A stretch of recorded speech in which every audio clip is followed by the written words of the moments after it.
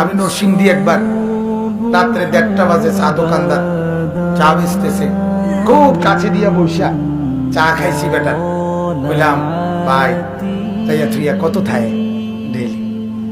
হুজুর 2000, 1500, 2500। চা বিক্রেতা রাস্তার পাশে ছোট টং চা বেচে না, এরকম এরকম বেটা ডেলি যদি 2000 টাকাও থাকে তাইলে মাসে কত?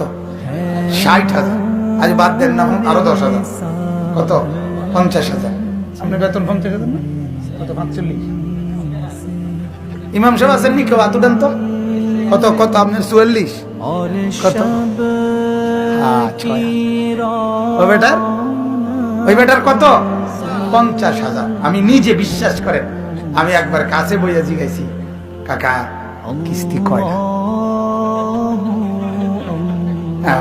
শরম দিয়েন না। না শরম দেই না, আমি জিঙ্গাই। আমি কইলাম আরে আমি আমার না ভাই শরম দেই না, আমি এমনি জিঙ্গাইতে আছি আর কি। আজারে আছি জন কত বইছি, আমরা এনে চা খাইতাম, রাত হয়ে গেছি মাহফিল থেকে আইতে সময় আর কি। তো কজোর কিস্তি 3টা চলে।